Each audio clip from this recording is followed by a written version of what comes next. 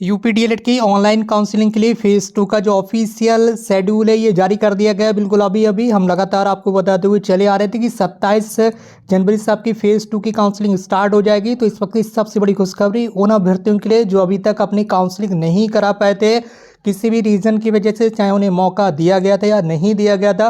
तो अब फेज़ 2 में वो सभी अभ्यर्थी काउंसलिंग करा पाएंगे, चाहे आप अदर स्टेट के अभ्यर्थी हों, चाहे यूपी के आप इस अभ्यर्थी हों।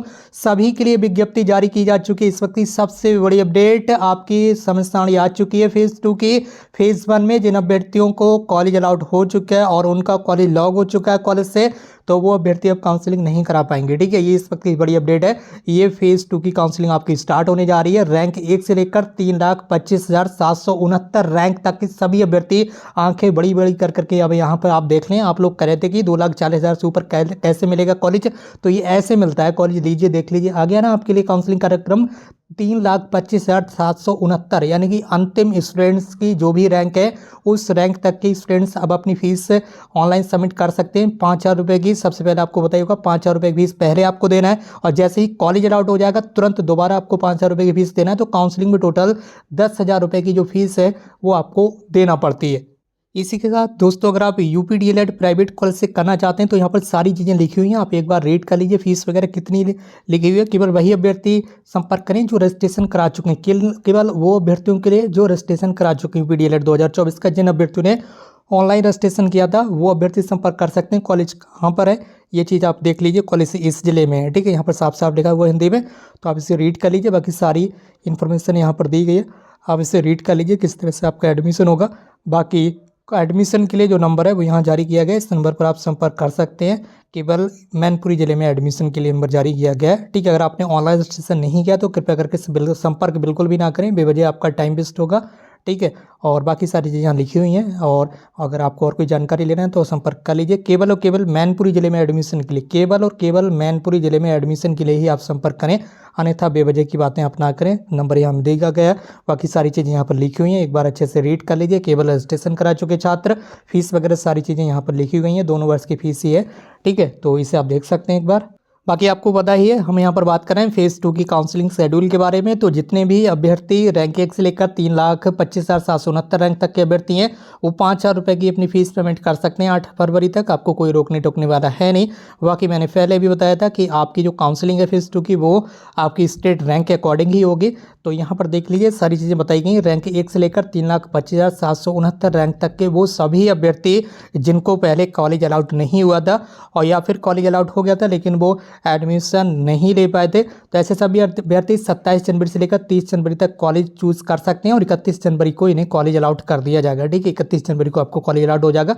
तो 5,000 रुपये का जो दूसरा ट्रांजेक्शन होता है वो आपको 31 जनवरी को करना है, या उसके बाद करना है 8 फरवरी से पहले। ठीक है, इसके बाद फिर दोबारा बताया गया 31 जनवरी से लेकर आप 5 फरवरी तक काउंसलिंग करा सकेंगे ऐसे अभ्यर्थी जिनकी स्टेट रैंक 1 से लेकर 3,25,769 तक है। अब इसमें कौन से अभ्यर्थी आएंगे जो यहाँ पर भी कॉलेज नहीं ले पाएंगे। ठीक है, यहाँ पर भी अगर आपने काउंसलिंग नहीं करा पाया, आपका कॉलेज आउट ना हो पाया, तो आप यहाँ पर भी काउंसलिंग करा सकते हैं, और यहीं पर आपका अदर स्टेट के अभ्यर्थी आ जाएंगे। ठीक है, यहाँ पर कैसे अभ्यर्थी आ जाएंगे, अदर स्टेट वाले अभ्यर्थी। ठीक है, तो यहाँ पर सारी चीज़ें आप देख लीजिए।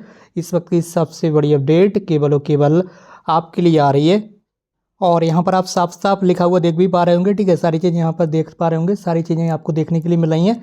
ठीक है, अन्य राज्य के अभ्यर्थी, ठीक है, अन्य राज्य के अभ्यर्थी भी अपनी काउंसलिंग करा सकते हैं। और इसके अलावा जो यूपी के ओबीसी कैटेगरी के अभ्यर्थी हैं, SC ST कैटेगरी के अभ्यर्थी हैं, या जिनको स्पेशल रिजर्वेशन मिल रहा है, वो सभी अभ्यर्थी अपनी काउंसलिंग करा सकते हैं। ठीक है, इस वक्त की बड़ी अपडेट आ रही है।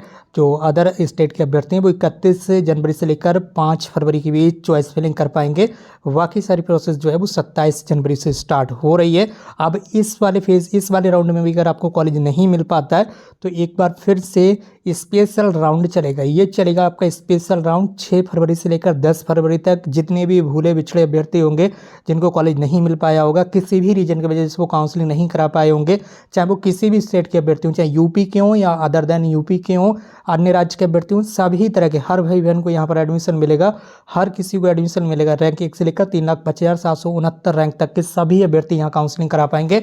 अगर आपको ऊपर किसी राउंड में कॉलेज नहीं मिल पाया, फर्स्ट राउंड फेज में कॉलेज नहीं मिल पाया तो ये स्पेशल राउंड होगा आपके लिए।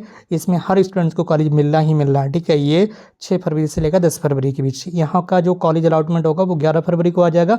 जो अभ्यर्थी 31 जनवरी से 5 फरवरी के बीच चॉइस फिलिंग करेंगे उनका कॉलेज अलॉटमेंट 6 फरवरी को आ जाएगा। जो अभ्यर्थी 27 से 30 जनवरी के बीच चॉइस फिलिंग करेंगे उनका कॉलेज अलॉटमेंट 31 जनवरी को जारी कर दिया जाएगा। बाकी जितने भी अभ्यर्थियों को कॉलेज अलॉट हो जाता है वो सभी अभ्यर्थी 3 फरवरी से लेकर 17 फरवरी तक अपना जो कॉलेज है वो यहाँ पर कॉलेज में जाकर डॉक्यूमेंट वेरिफिकेशन करा सकते हैं। तो इस वीडियो को शेयर जरूर कीजिए अपने फ्रेंड्स के साथ ताकि अदर भाई बहन भी हमारे साथ जुड़ सकें और सभी अभ्यर्थियों को पता चल सके कि ये सेकंड फेज का शेड्यूल आ चुका है और आपकी पढ़ाई स्टार्ट हो जाएगी 19 फरवरी से। ये देख लीजिए 19 फरवरी से आपका प्रशिक्षण प्रारंभ हो रहा है। तो सभी अभ्यर्थी अच्छे से इसको चेक कर लें और इसी के अकॉर्डिंग अपनी काउंसलिंग कराने। बाकी यहाँ पर कुछ इंपॉर्टेंट चीज़ें बताई गई हैं कि किसी भी कंडीशन में जमा की गई फीस आपकी वापस नहीं होगी, चाहे वो 5,000 आपने जमा की हो, 10,000 कितनी फीस आपने जमा की हो, फीस रिफंड नहीं होगी किसी भी कंडीशन में, ठीक है। तो चॉइस लॉक करने से पहले ये सारी चीज़ें या फीस जमा करने से पहले ये सारी चीज़ें आप अच्छे तरीके से देख लें। यहाँ पर साफ साफ लिखा गया है कि वापस नहीं किया जाएगा, किसी भी स्थिति में फीस रिफंड नहीं होगी, ठीक है। चाहे किसी भी तरह की फीस हो डीएलएड कॉलेज से आपको